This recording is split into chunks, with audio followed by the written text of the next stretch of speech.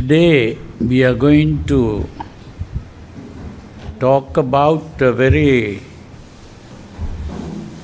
important and very interesting sutra called the Mahasihanāda Sutra. Now this sutra is a sutra that describes the Buddha. How many people know about the Buddha, or at least heard about the Buddha, but very few people know exactly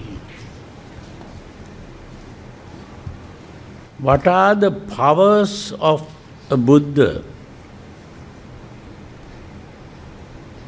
Here, this is about the powers of the Buddha. It is a little different from an explanation of what a Buddha is. So here we are not talking about what a Buddha is. Here we are talking about the powers of the Buddha.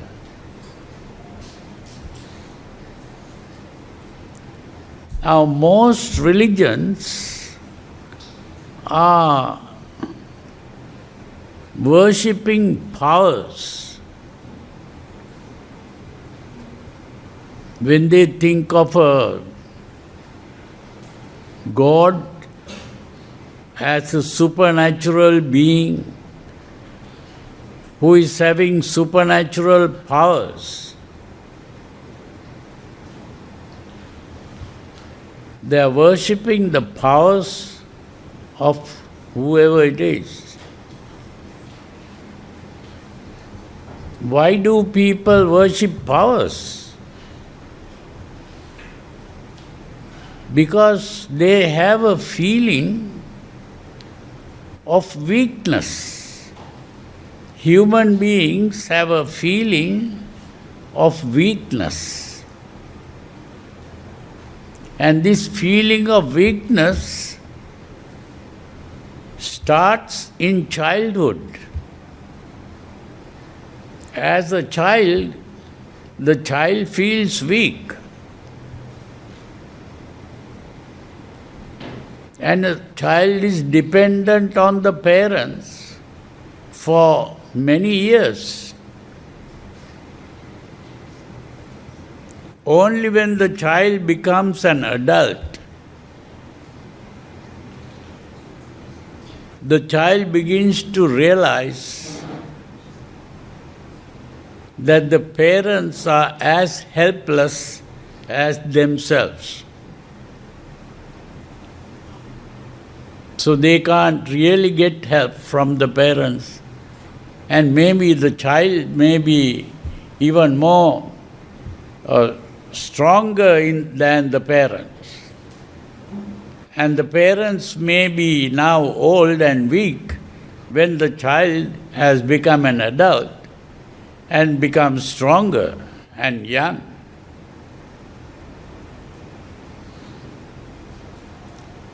So when this adult is in trouble, what can the adult do? It's useless running to the parents. So the only thing that they can do is to pray to an invisible God. No one has seen this God. They have only seen pictures of God or statues of God or just blind belief in a God who is very powerful.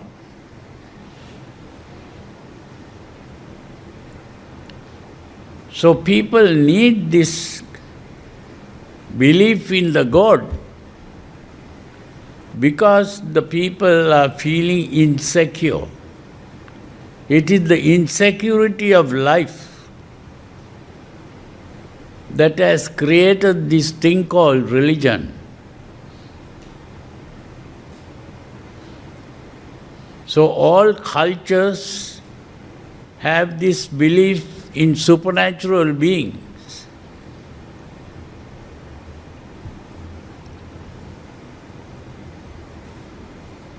But no one can point to this supernatural being. And this is why the modern people have begun to doubt religion altogether. Now they are going after science.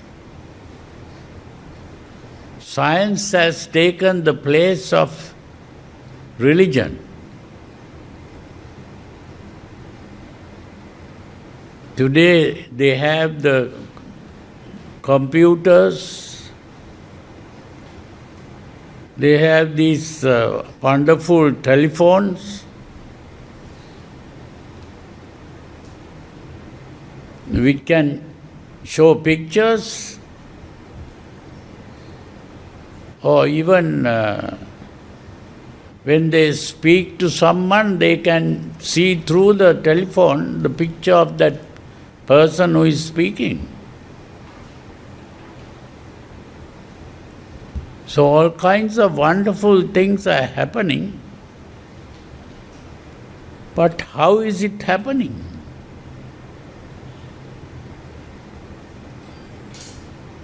It was created by human intelligence. And therefore people are now having faith in human intelligence.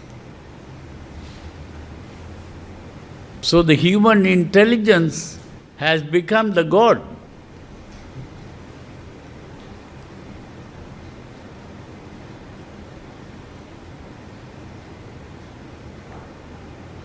Now it is in Buddhism that this human intelligence has become very powerful. And that is what the Buddha is all about.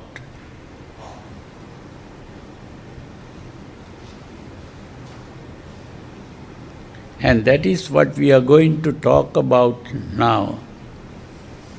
So in this particular sutra, you can open it and I will read it. And as I read it, you can just follow the writing. It starts as,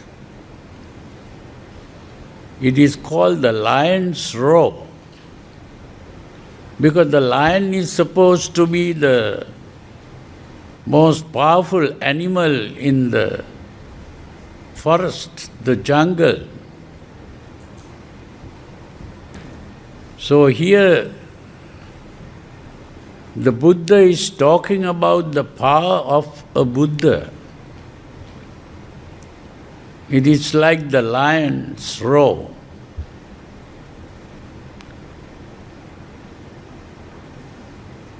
Because they say that when the lion begins to go in search of food, he starts with the roar.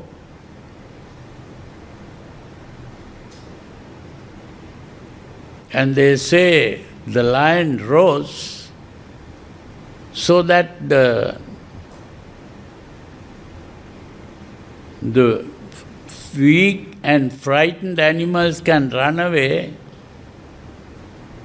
but the lion comes and catches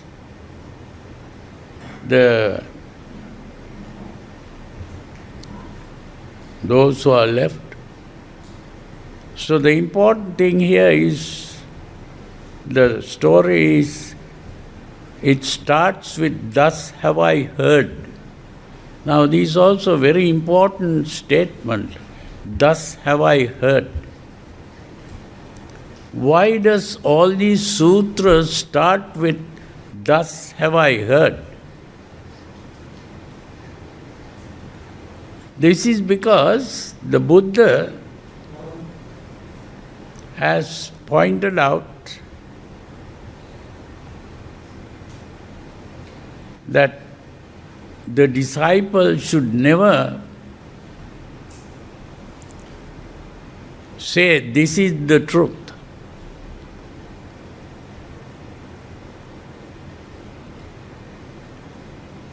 Now, this is about truth, which I think I spoke about this a few days ago when I spoke about the Kalama Sutra, that according to the Buddha,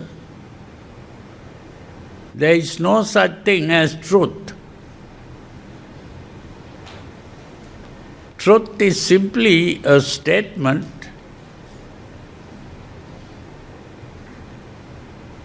and a one-sided statement. If you say something is true,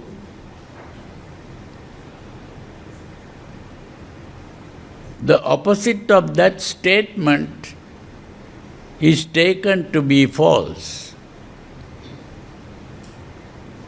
If the opposite statement is false and your statement is true, then you are in conflict with the other person.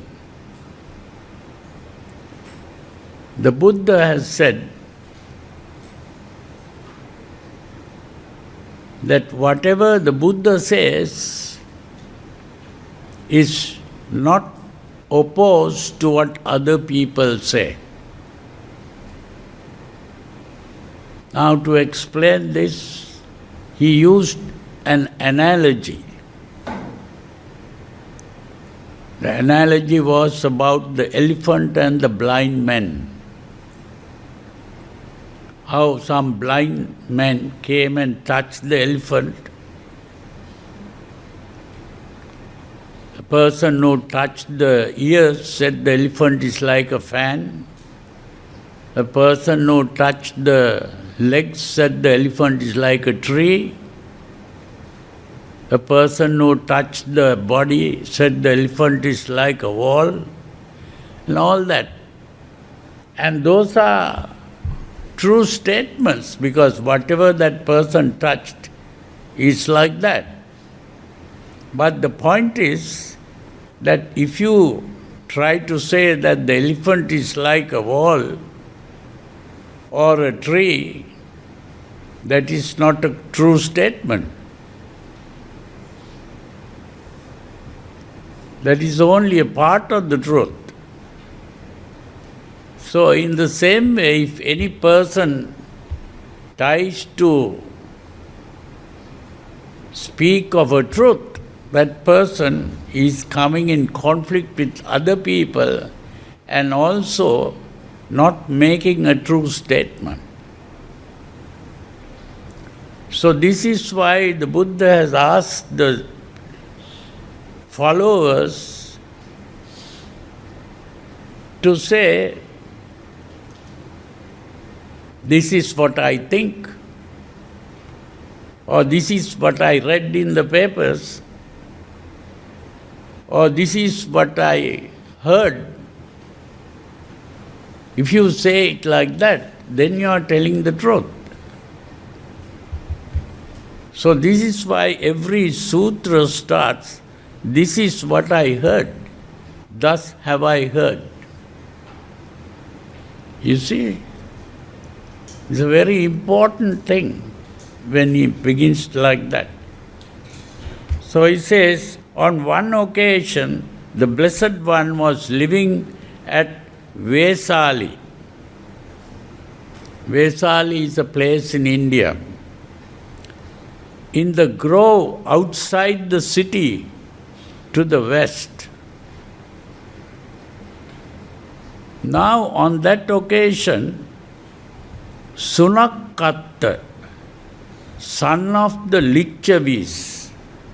So at that time, during the time of the Buddha, there was a group of people called Lichavis.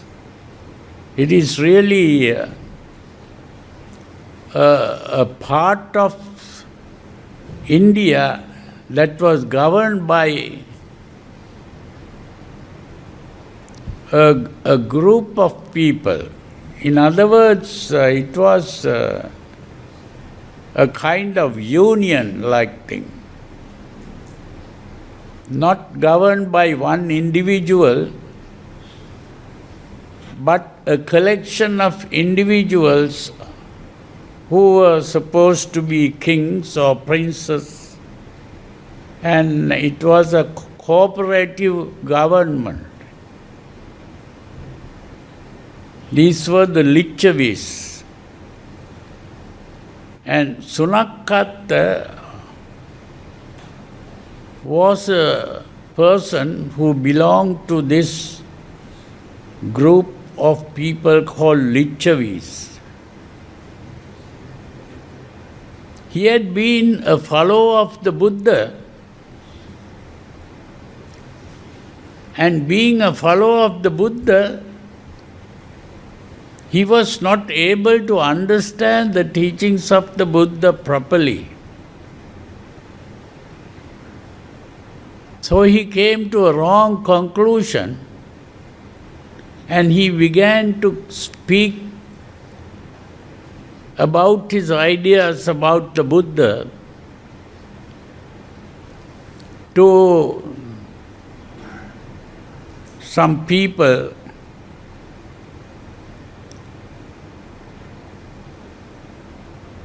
And so he says, he was making this statement before the Vesali assembly. There was an assembly.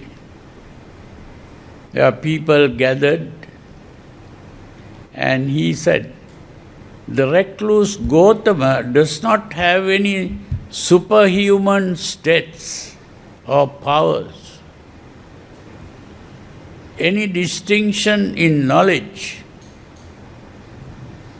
that he didn't have a good wisdom and vision worthy of noble ones. The recluse Gautama teaches a Dhamma hammered out by reasoning. Now here, this is just a translation of the Pali words, but anyway, it's not so bad. It somehow gives an idea in a certain way. The hammered out by reasoning means that he has been using the power of reasoning. That means rationalism or reasoning.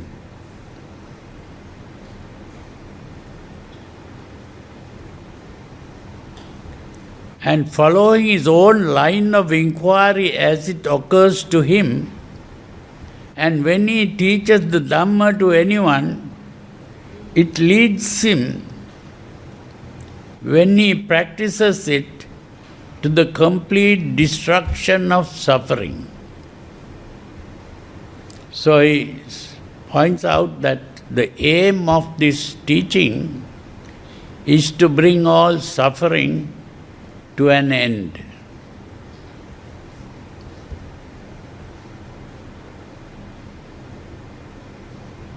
So this was what this person called Sunakatta, son of the Lichavis, was condemning the teachings of the Buddha. And he says, then when it was morning, the Venerable Sariputta was really the chief disciple of the Buddha. And he has understood the teachings of the Buddha. So, when he was going on Pindapat, the arms round, he heard this Sunakata speaking to the people and condemning the Buddha in this way.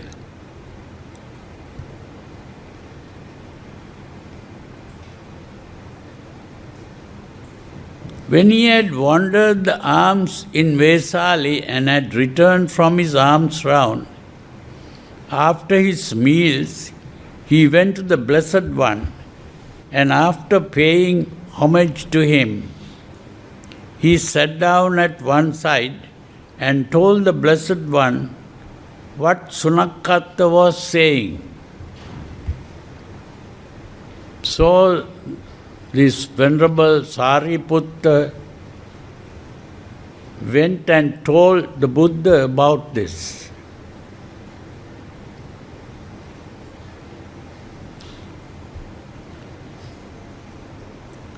The Blessed One said, Sariputta, the misguided man Sunakata is angry, and his words are spoken out of anger,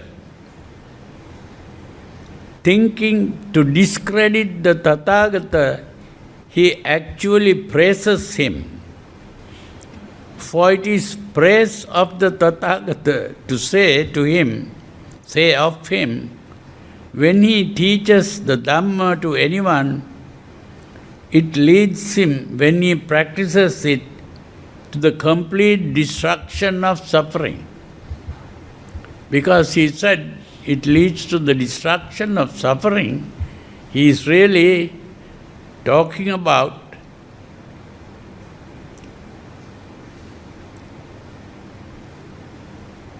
the success of the Buddha. That when a person follows this method, his suffering will come to an end.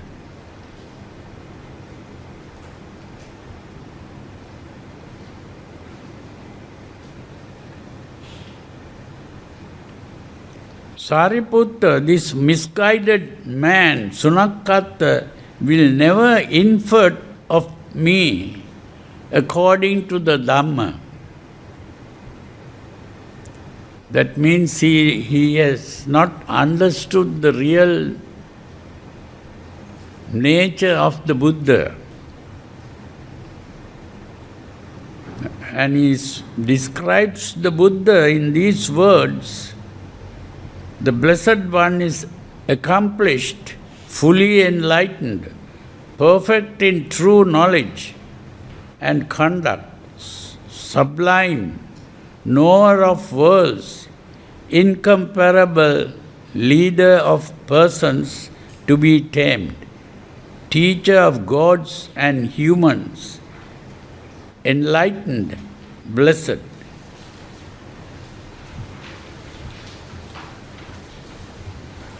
Now, this is the translation of something that you are familiar with, you have heard. We say, Itipiso Bhagava Arahang Samma Sambuddho Vijja Charana Sampanno Sugato Loka Vidu Anuttaro Purisa Dhamma Sarati Satta Deva Manussanang Buddho Bhagavati. Now that statement is translated here. This, what I just read, was the translation of that. So it is really important that to understand this statement of the Buddha, this is a description of the Buddha. When we say, Itipiso Bhagava,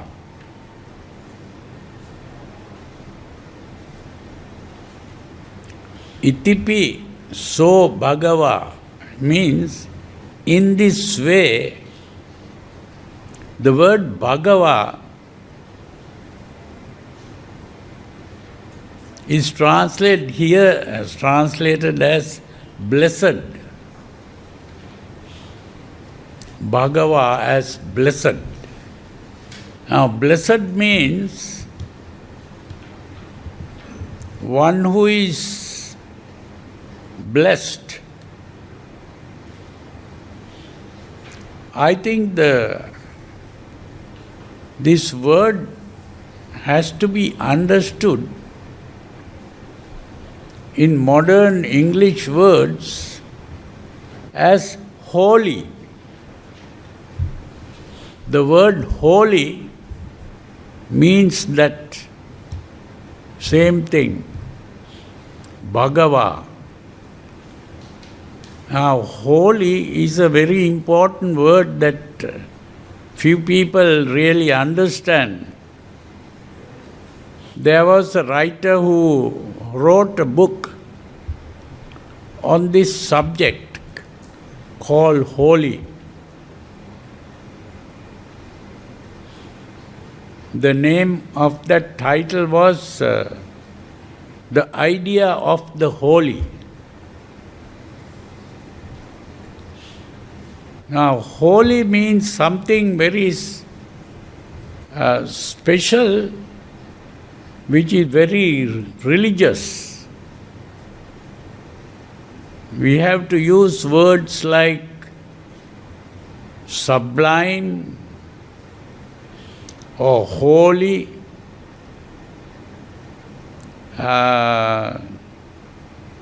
which is of a religious significance, religious purity of mind. That is the meaning of holy, a purity of mind.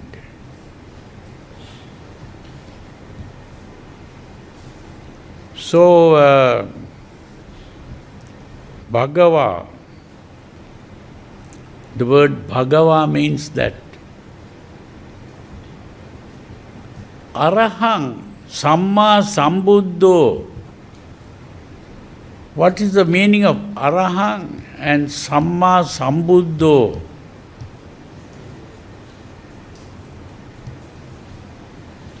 It's very important to understand those words. Arahang means Ara means what is called a fetter. A fetter is, now if you tie something with a rope, that rope is a fetter. Now if you tie a dog to a post with a rope, that rope is a fetter. And the dog cannot run about, is tied to the post. And that tie is a rope. It is a fetter. It is, another word is bond, binding. You bond, a bond is what binds a person.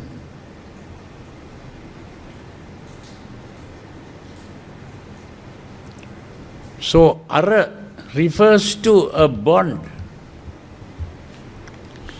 And Hang means to break or destroy. So, if you break the bond, break the rope that ties the dog to a post, that breaking is what is meant by hang. Arahang. That is the breaking of the bond. So this word Arahang is used to refer to the Buddha. Now, the Buddha is an Arahang.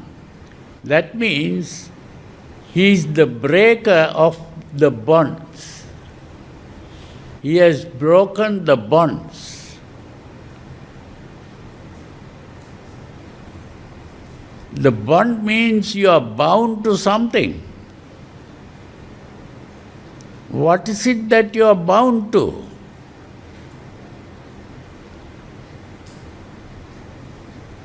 That is very important to understand. We are bound to what is called bhava. Bhava means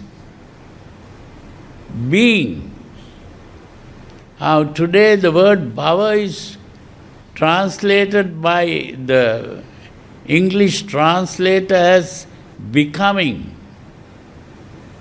That is not correct. It is not becoming.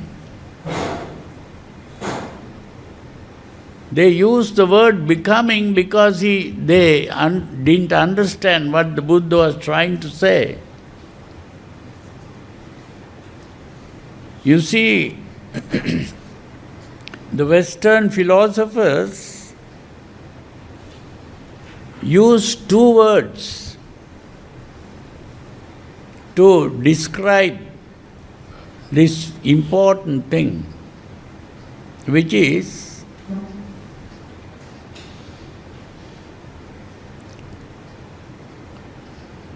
being and becoming. Two words, being and becoming.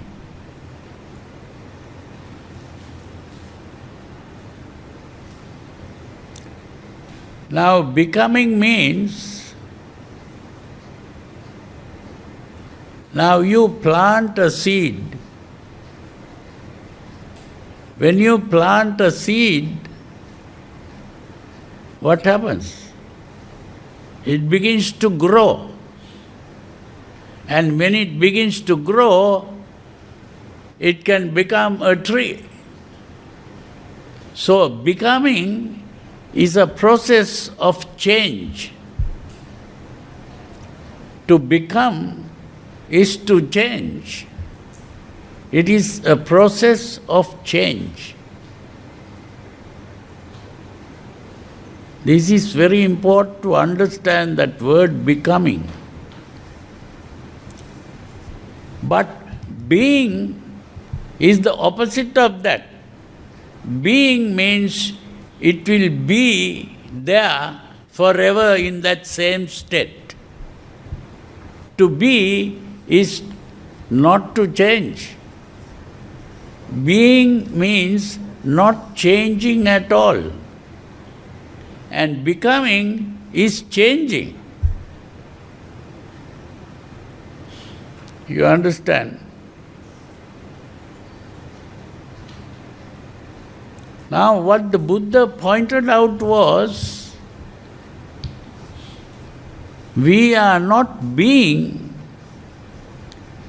we are becoming. What does that mean? When a child is born, what happens to the child? Is the child going to be there in that same way all the time? He is gradually growing and becoming an adult. And even as an adult, that person won't be like that. Gradually begins to grow old and ultimately fall sick and die. So that is a becoming and not a being. You understand? So when the Buddha used the word bhava, the bhava is being. But the translator thought the Buddha cannot be talking about being, he must be talking about becoming, because the life of a person is changing every moment. So it has to be a becoming. That is what the translator thought. But the word being, the bhava, that the word bhava was being. not becoming. Why is the word bhava being used here? Because people in the world, although they are all the time becoming, they are thinking they are being. You see the point? Although people are changing all the time, they never think of themselves as changing, they are just being. And that is a mistake. They are making this mistake of being, although the fact is becoming.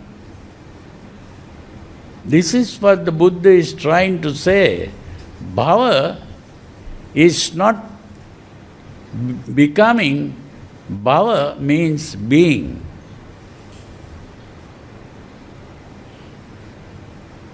And what the Buddha points out is, we have to get out of this becoming, being, and understand becoming.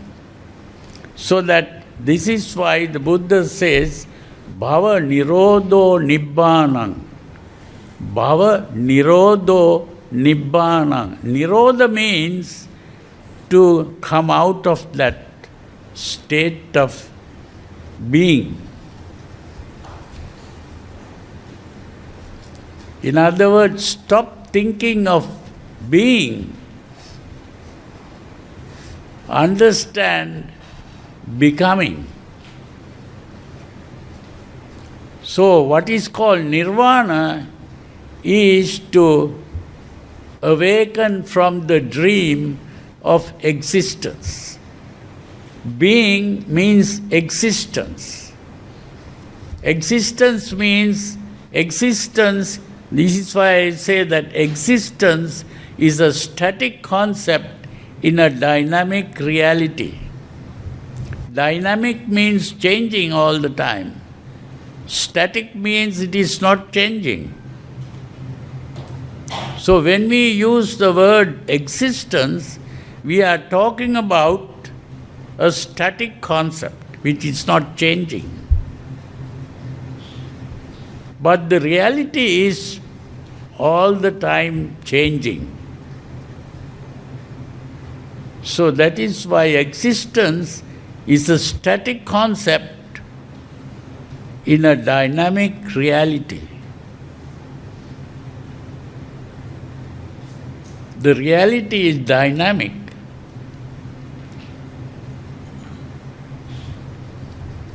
So to awaken from the dream of existence is to awaken from the dream of existence. To awaken from the dream of existence. That is the meaning of nirvana. So nirvana is awakening from the dream of existence. Awakening from the dream of being. There is no being in this world. There is only the becoming part.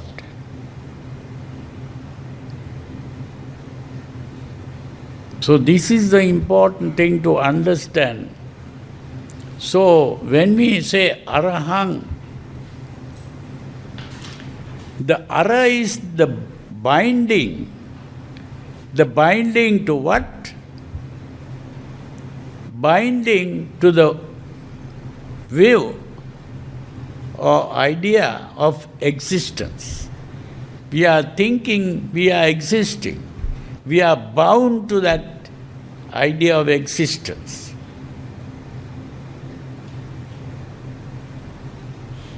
Why is this? Why are we bound to the idea of existence? This is very important to understand that. Why are we bound to the idea of existence? This is because the idea of existence is not a rational concept. We have not thought with our intellect or intelligence. We have not been using our intelligence to find out whether it is a being or becoming. Whether it is, we feel we are existing. Even if you are fully, you have understood that you are not really existing. You can use your intelligence and understand it, that you are not really existing. But what happens? You are feeling you are existing all the time. So in other words, this idea of existence is not a rational concept. It is an emotional feeling. This is the point. So we are carried away by an emotional feeling and not a rational concept. If we look at it intelligently, we discover that we are not a static existence. It is a change going on all the time. From the time you are born till the time you die, it is a change. But you are all the time thinking, I am existing, I am here. You see? And that feeling of existence is only a feeling. It is not a rational concept. So it is that feeling that we have to give up. Even if we are convinced that it is true that we are not really existing, but still we feel we are existing all the time. So we have to get rid of that feeling of existence.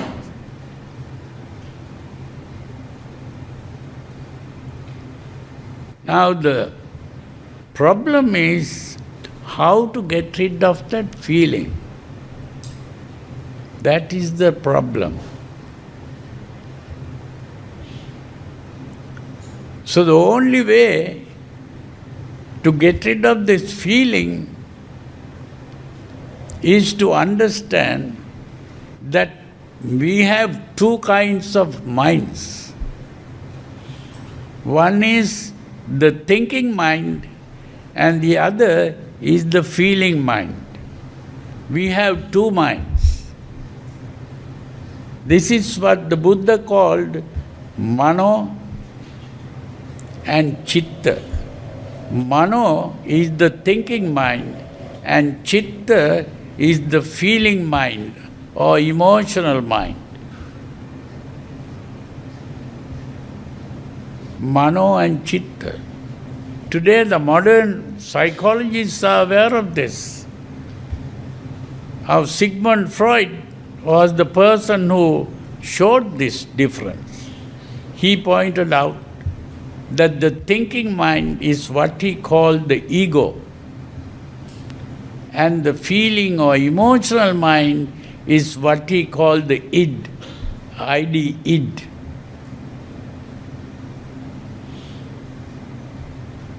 So the id and the ego. And the id is going in one direction, the ego is going in the other direction. So the ego or the thinking part is talking about the truth about things. But the feeling mind says, no, I am existing. I want this, I want that. I hate this, I hate that. You know, the small child, the mothers know this. There is a conflict between the child and the mother. The child says, I want this and I want that. The mother says, no, it's not good for you to eat too much ice cream or maybe some things. But the child says, no, I want this. So you see, the child is dominated by the emotional mind because the child's thinking mind is not properly developed yet. Only when the child becomes an adult that the thinking mind comes up properly. Now the mother is dominated by the thinking mind even at that point. But most of the time, even the adults are carried away by emotions. This is the problem. Yeah. No, the important thing is that this is the important meaning of this, that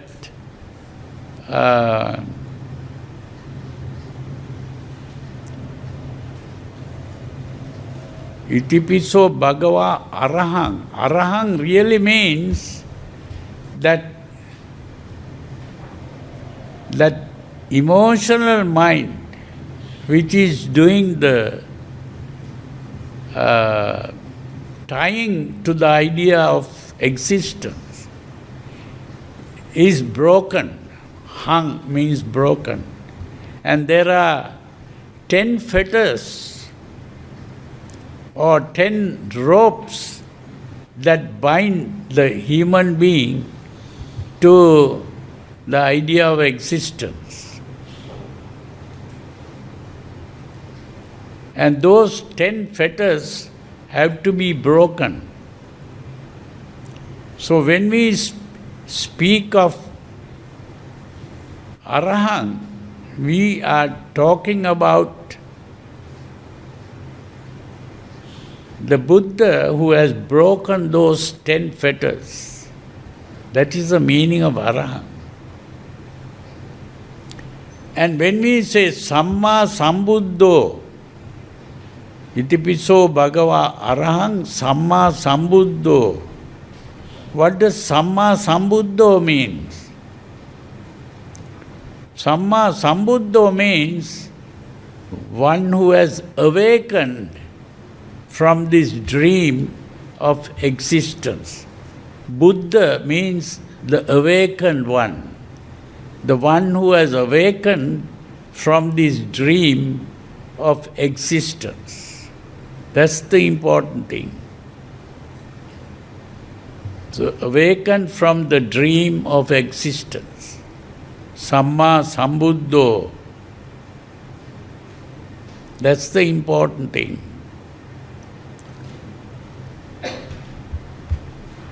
Now, Arahang Sambuddho, Samma. Now, the important thing is, Itipiso Bhagava Arahang Samma Sambuddho, Vijja Charana Sampanno. Vijja Charana Sampanno. That is also very important to understand.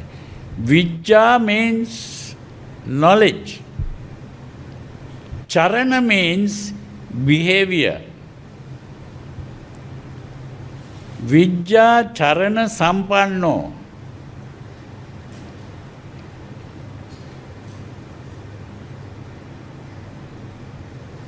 That is very important to understand.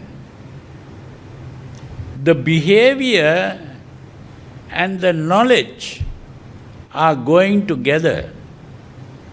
They are united. What does that mean?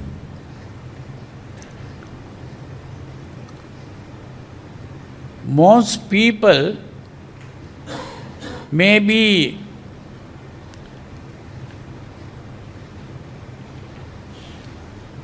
you are very well educated in the Dhamma, but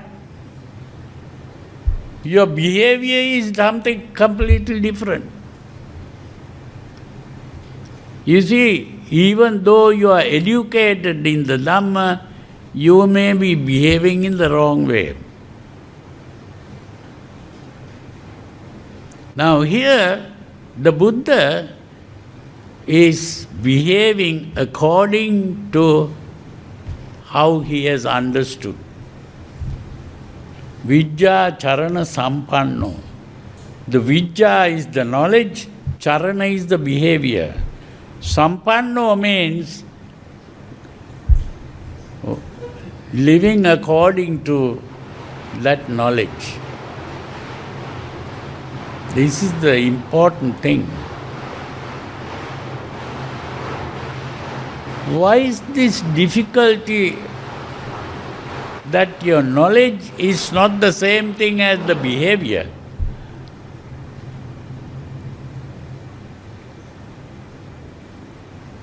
Now you might,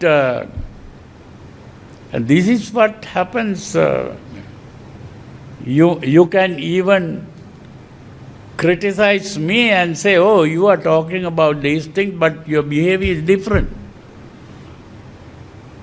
You see?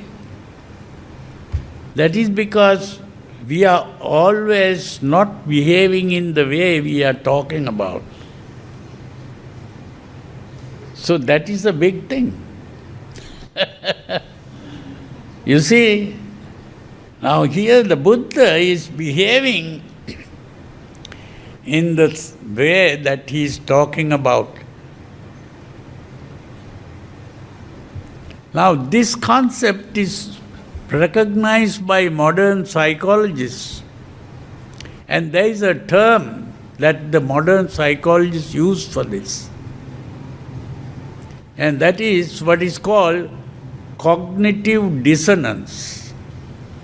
That is what is called cognitive dissonance. Your thinking and your behavior are going in two different directions. That is because the thinking part, the thinking mind and the emotional mind are going in two different directions. You see, today we don't have many people who are driving bullock carts here in this country. But never seen that. Maybe some of you have never seen a thing like that. But even if you go to Sri Lanka, you can see people. Maybe India also you might still see people doing that.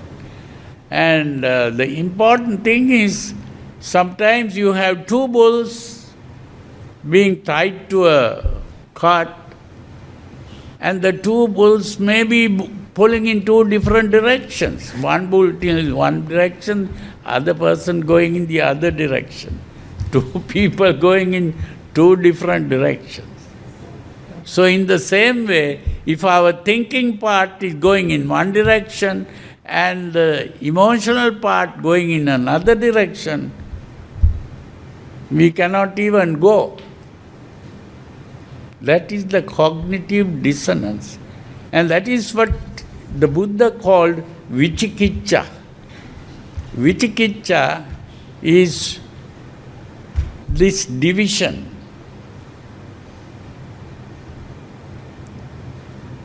Now, this is the meaning of ekaggata. Ekaggata is a word that is being translated as one-pointedness. That one-pointedness is not just concentration, but one-pointedness is where the mind is working in unison. It is the unification of the mind, not going in two different directions.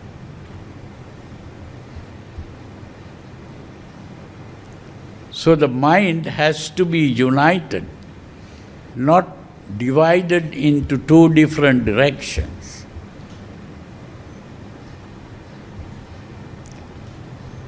So when we speak of the Buddha, Vijja Charana Sampanno, that is a great thing that the Buddha has acquired. Not going in two different directions. And say, Sugato. There is another word, Sugato, which is translated here as sublime. But the important thing, Sugato means Su-gato. Su means good. Gato means gone to. That means gone to goodness. In other words, become good. This is because, you see, most people are both good and bad. Sometimes doing good things, sometimes doing bad things. You see? But here, the Buddha, because of this union, the mind is not going in two different directions, and therefore only one direction, and that direction is the good direction. So the Buddha is Sugato, means become good. Become good. That is the meaning of Sugato. So you see, when you understand this, you begin to really value the teachings of the Buddha, and also you know how to do it. You learn how to do it.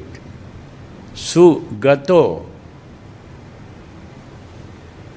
And now is Loka Vidu. Sugato Loka Vidu. Loka means the world. Vidu means who has penetrated the world, understood the world, fully understood the world. Loka Vidu.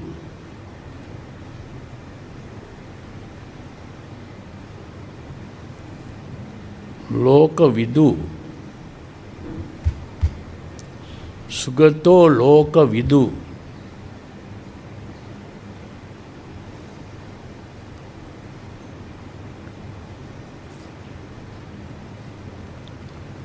Now, this is also a very important thing to understand. But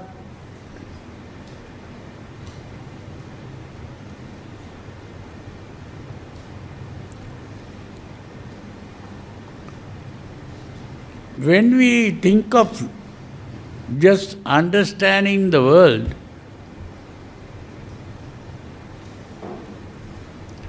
we normally think of it in a wrong way.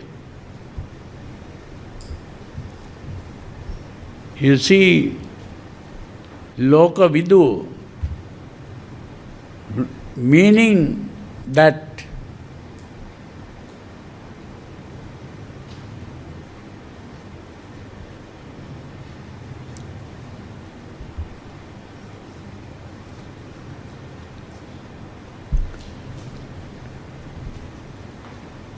well, to explain this, we have to go into a deeper level. And that deeper level means what is called the existential way of thinking. Now, existential way of thinking means that we think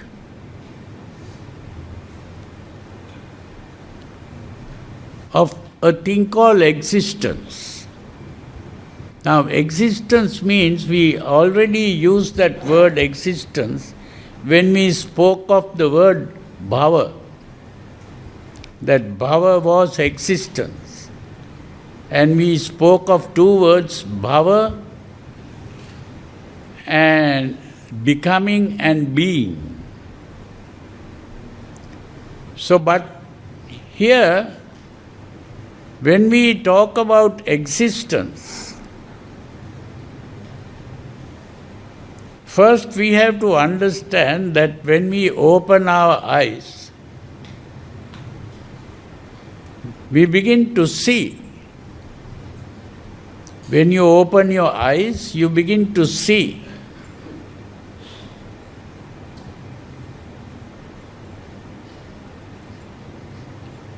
See what?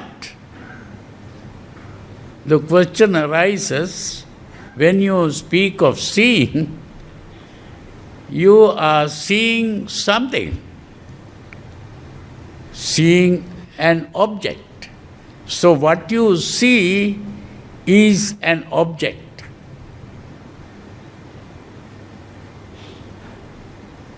Now when you learn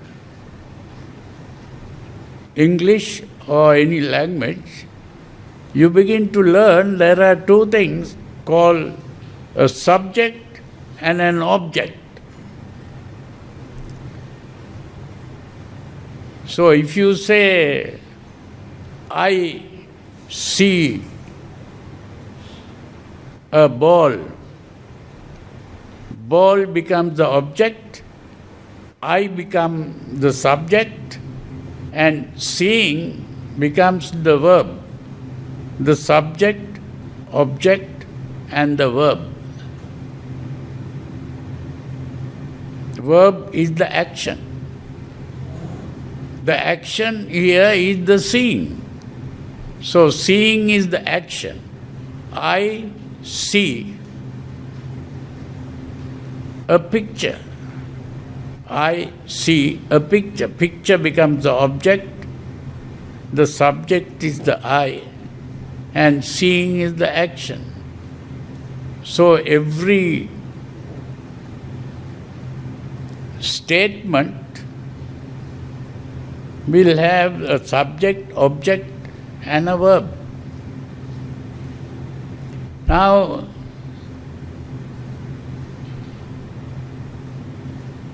when I see something, I think of what I see, which is the object, and I also begin to see that I see. I becomes the subject. So there is a subject and an object. And both subject and object is seen to exist.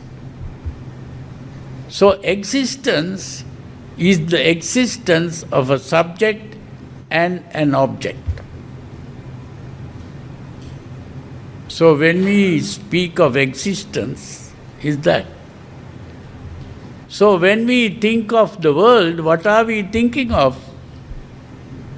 The world is an object and I am in the world. So I is the subject and the world is the object. To understand the world is to understand myself and to understand the world.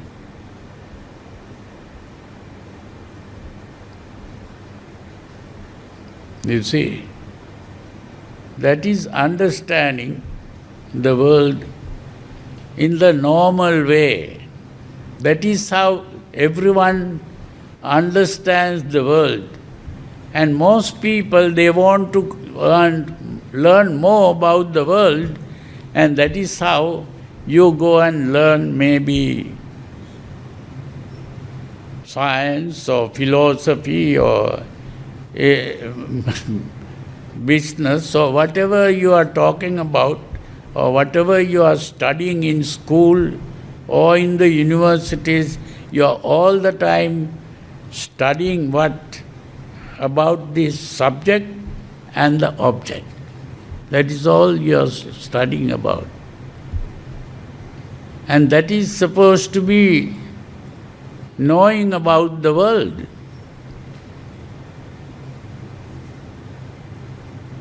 You see?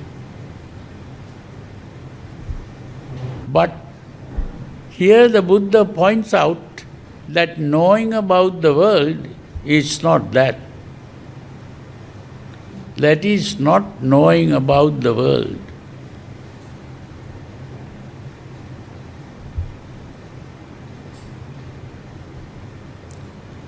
You see, every time you begin to know about the world means you are building concepts. You are building more and more concepts about what you see, or what you hear, or what you smell, or what you taste, or what you touch. That is all that you are talking about.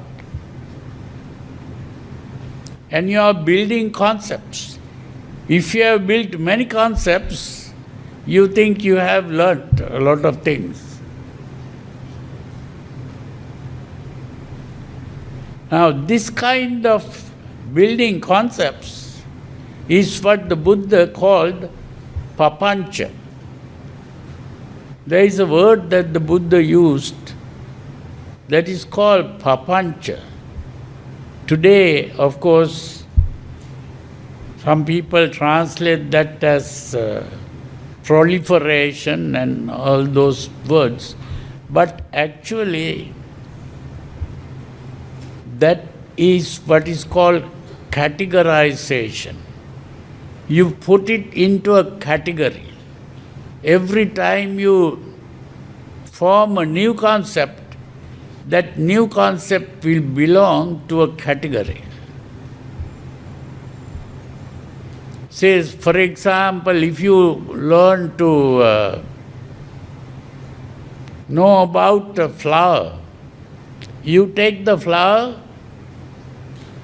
and you say, oh, this is a petal, this is a stigma or something like that. You give new names to different parts, and then that part becomes a category. So whenever you see another flower, you will see another stamen or a petal or a stalk or whatever you call it. So it's another category. Now when I look at this, I will look at it and say, oh, this is a microphone. Why? How do I know it's a microphone? Because I have seen microphones before, and this belongs to that category called microphone. And I look at this and say, oh, this is a book, or this is a paper. How do I know? Because I have seen this before, and I put this object into that category called book or paper or whatever. So this is what we do. We begin to learn different kinds of categories, and we say we have learned a lot of things. So learning about the world is learning more and more words and more categories. Now the Buddha says, papancha virata bhaja nippapancha tathagata. What does that mean? That normal people are fond of learning more and more categories. But the Tathagata is the person who is the awakened person, has given up all categories. Now, instead of learning categories, what does he do? He has penetrated the world, and that means he has understood that these are all categories and doesn't think in terms of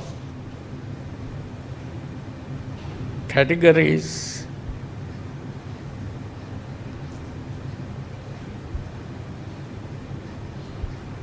And what happens is, this is what is called ditte dittamattam bhavisati. What that means is, in the seeing,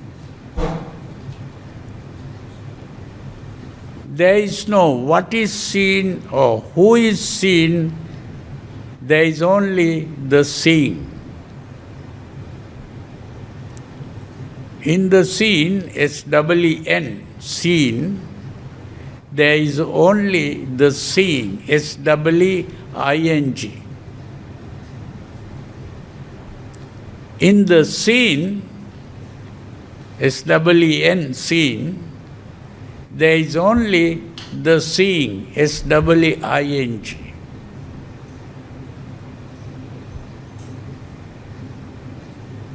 So that way is loka vidu. When we say loka vidu, the Buddha has penetrated the world and understood that there is no real world here. It is only an appearance and not a reality. So we are distinguishing between an appearance and a reality. There is a difference between an appearance and a reality.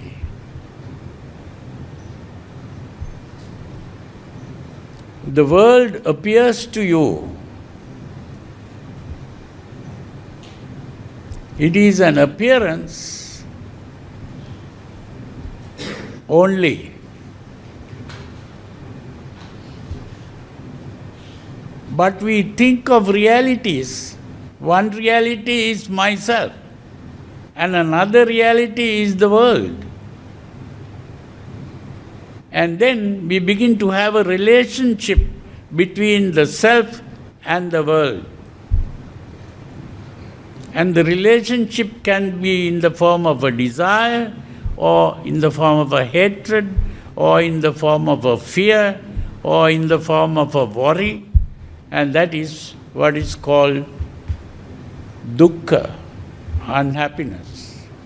The unhappiness is a result of this reaction. And the reaction is the result of existence. I exist, you exist, and then we have a reaction.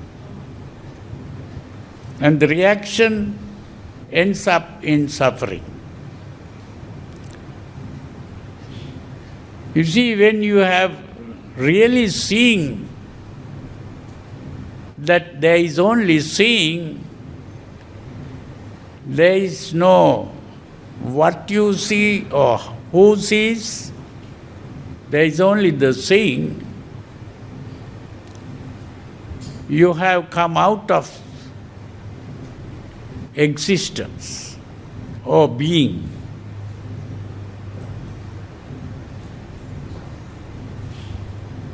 This is, of course, a long story which when we use the word itipiso bhagava arahang samma sambuddho, we may be reciting these things, and if you begin to understand, the entire Dhamma is in this story. And then the Buddha says, Itipiso bhagava arahang samma sambuddho vijja charana sampanno sugato lokavidu. Lokavidu means understood the world. Satta deva manussana. Satta means the teacher of devas and manussas, the human beings as well as the gods. So the Buddha has become the teacher not only of human beings, but also of superhuman beings like the gods.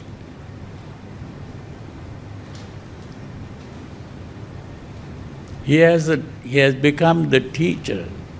Therefore, he is superior to the gods also, devas.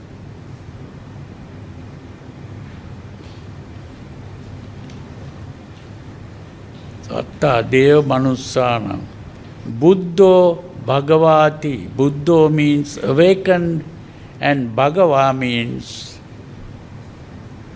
we may use the word blessed or holy or whatever it is. So that means transcended. Or we can use that word transcended. Transcend means awaken from the dream of existence and reach the high level transcendence. It is like the lotus.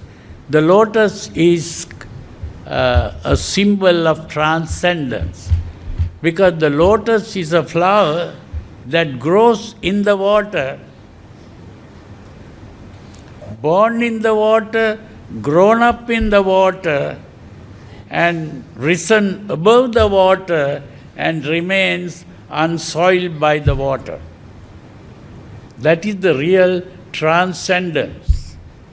In the same way, the Buddha was born in the world, grown up in the world, risen above the world, and remain unsoiled by the world. That is the real transcendence. And that transcendence is the Bhagava. Awakened and transcendent. So the word transcendent could be the better word to translate the word Bhagava.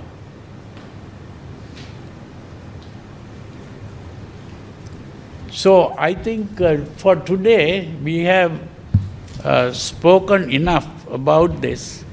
So at least you have understood the meaning of Itipiso Bhagava Arahang Samma Sambuddho Vijja Charana Sampanno Sugato Lokavidu Anuttaro Purisadhamma Sarthi Satta Deva Manussanang Buddho Bhagavati.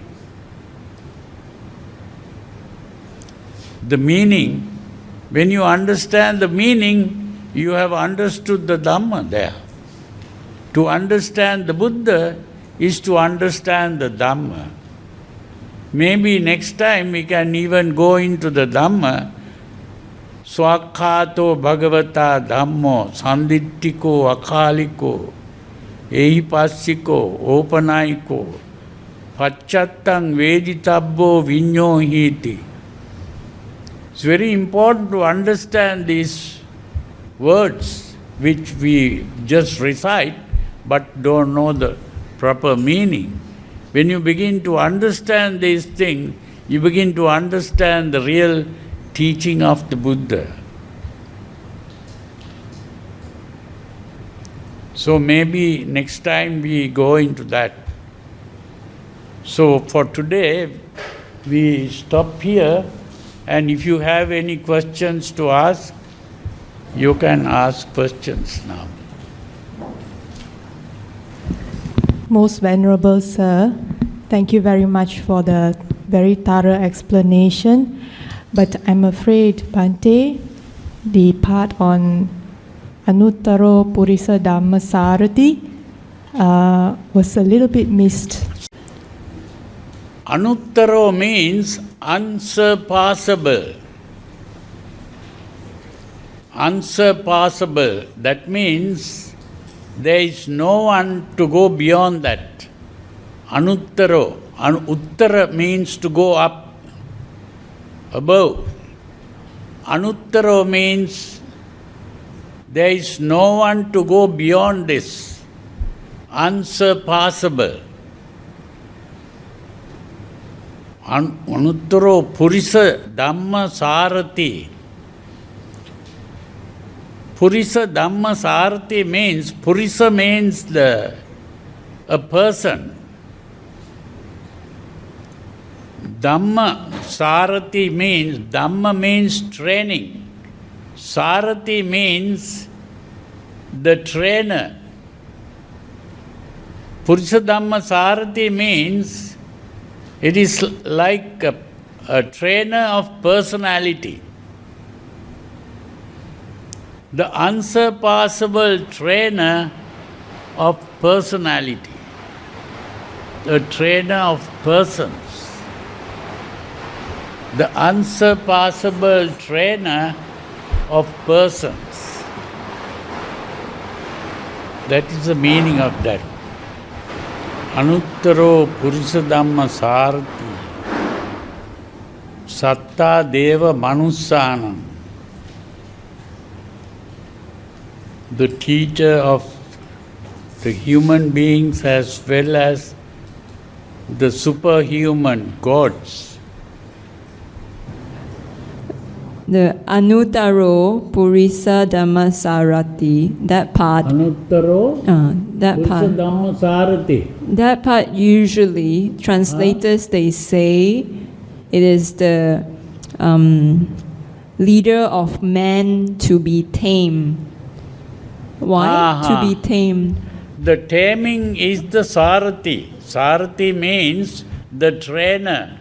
That means the idea of Purisa Dhamma. Dhamma there means training. Dhamma, there are two Dhammas you have to distinguish. One is called Dhamma. The other is Dhamma. These are two different words. They are Dhamma with the H, D-H. The other is D-A. Dhamma is not the same thing as Dhamma. You understand? Dhamma means the Dhamma, the teaching of the Buddha. But Dhamma means training. You have to distinguish between these two words. Purisa Dhamma Sarati. Purisa means the person. Dhamma Sarati means, Dhamma means training. The trainer of training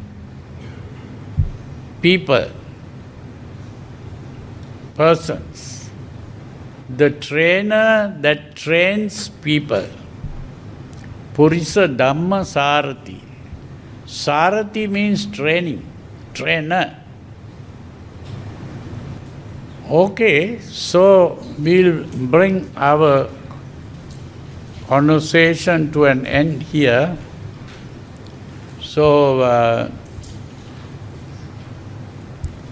I hope today you understood some things, and tomorrow not tomorrow, the next time, we'll go into a study of the word Swakhato Bhagavata Dhammo Sandittiko Akaliko.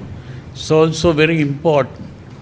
And so,